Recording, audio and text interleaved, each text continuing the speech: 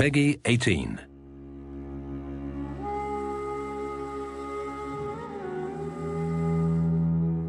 The project began for me in May 2015 when I joined the team. One of the first conversations I had was with creative director Dan. We really want authenticity in the South American cultures that we're going to represent. I started to look around for specialists in South American music and those kind of sounds, and very quickly came up with the name Brian D'Oliveira.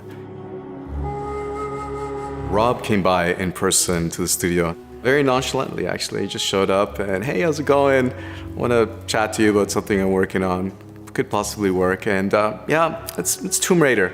He's, and I was floored, actually. One of the first sort of concepts that really came out of that meeting for the sound and for the music was this idea of fear. Get into the texture of what darkness is. What is that sound? I got so inspired, I basically spent a whole night sleepless and I started recording right away. It was really weird because that was actually the sound that I had in my head. It was the beginning of an amazing journey for these past 3 years.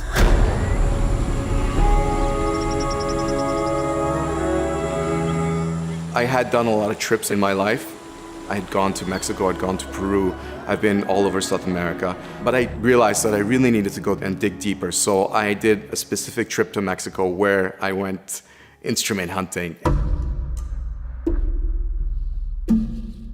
I showed up there with 2 suitcases empty, a little backpack, and I didn't know anybody. And I had 10 days, and this is like, let's go hunt. And I showed up, started making phone calls. I remember one time I found these magical rocks in this town called Minerales de Pozos. It's made of volcanic rock. Hit the rocks with other rocks, and it sounds very strange. And I had a little helper, and they were like, "Pinches piedras!" Like, what are you doing taking these rocks? All these sort of instruments that you would have no idea that could even be used as an instrument. I filled up 8 bags of instruments, and the beautiful thing was that actually everybody was really helpful. They were just fascinated. They were like, "What? You're taking these pre-Hispanic Mexican instruments and you're doing what? You're doing a video game? Like, what is this?" Many different instruments. The ones that really stand out to me as being really unique are the death whistle, which is like more of an Aztec instrument. It's like a clay skull, which is various sizes, but make very scary, almost like a human scream sound.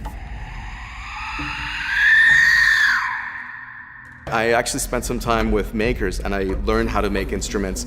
I sat down for a couple days and learned how the flutes work, what the mechanics are and the approach of all these little wind instruments and drums. Some of the percussion instruments like the teponatzli, which is a kind of horizontal wooden log, which has a really unique sound to it, and the huehuetl, which is a hollowed out tree trunk, more of a sort of a stand-up kind of drum, which again has this really unique sound to all those 3 together obviously sound really kind of amazing.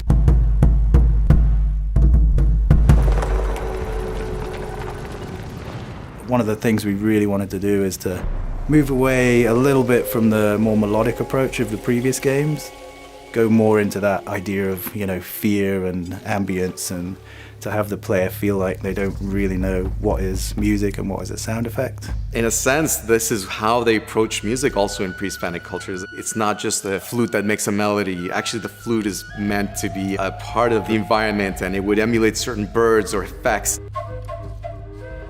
So we'll take a lot of elements of Brian's music, like the death whistles and things like that, and we'll actually place them in 3D in a lot of these tomb spaces, so that as the player moves the camera around, they actually hear these musical elements panning around. So I found 2 instruments that really represented Lara. For me, the main one is the cello, actually. To me, it's her past, it's her physical embodiment. And then I found also this one death whistle, which is it's shaped like a puma and it sounds like a puma, and you hear that all over the game.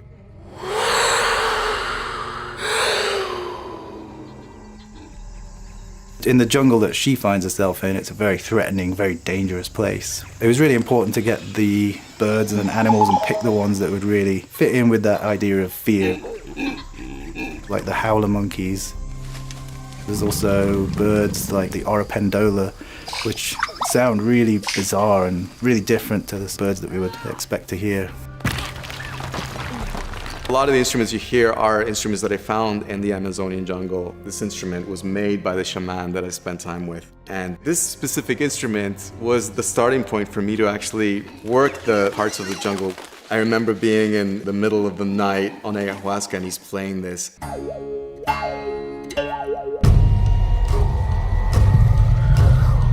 So another one of the key sort of locations in the game is this hidden city called Paititi.